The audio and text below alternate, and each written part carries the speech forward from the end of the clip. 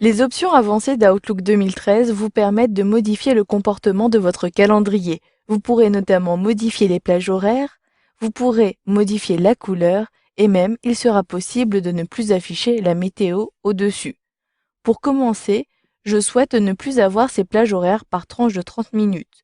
Pour cela, je sélectionne l'onglet Affichage du ruban, puis depuis ce menu déroulant, je peux choisir d'avoir uniquement 60 minutes pour les détails. Un clic et vous le voyez ici, j'ai bien mon affichage qui a été modifié. Vous pouvez également accéder aux options avancées d'Outlook. Depuis le menu Fichier cette fois-ci, et dans le volet de gauche, je sélectionne les options. Une nouvelle fenêtre apparaît, il est possible dans la zone de gauche de sélectionner cette fois-ci le calendrier. À droite, dans la première zone horaire de travail, vous pouvez modifier l'heure de début de votre calendrier.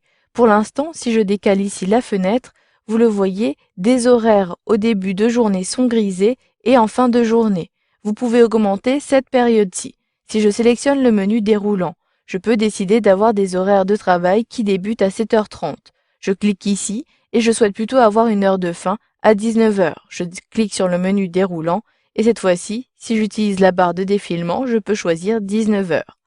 En dessous, si vous êtes une entreprise commerciale par exemple et que vous travaillez du mardi au samedi, cochez ici le samedi et vous pouvez décocher ici le lundi. Ainsi, en sélectionnant semaine de travail, cette option dans les affichages, vous n'aurez ici votre premier jour à partir de mardi.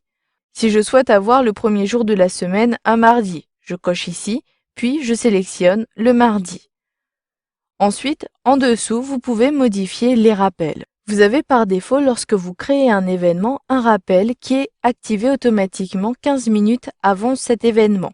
Vous pouvez décider de modifier la durée et d'avoir ici un rappel 10 minutes avant en sélectionnant, ou encore vous pouvez désactiver cette option automatique. Je décoche et maintenant, lorsque je créerai un événement, je n'aurai aucun rappel. Je devrai automatiquement le cocher.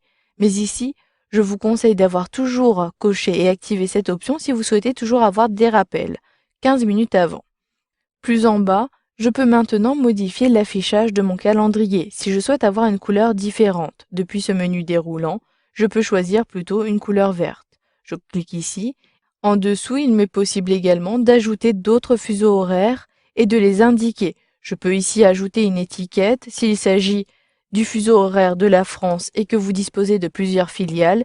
Ici, je précise donc bien France et pour mon second fuseau horaire que je coche ici, je peux décider d'avoir depuis ce menu déroulant un fuseau horaire concernant l'Arizona et je peux même ici préciser Arizona en le saisissant à l'aide de mon clavier.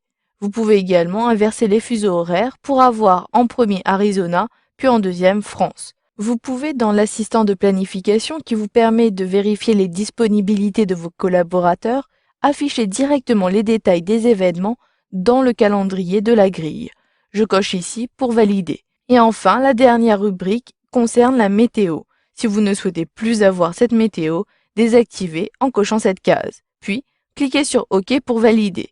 Vous le voyez, j'ai un calendrier qui apparaît un peu différemment. Mon affichage ici comprend les fuseaux horaires dans la zone de gauche, j'ai bien le fuseau horaire pour l'Arizona et la France. Dans la zone de droite, mon calendrier est cette fois-ci en vert et mes horaires ont bien été modifiés.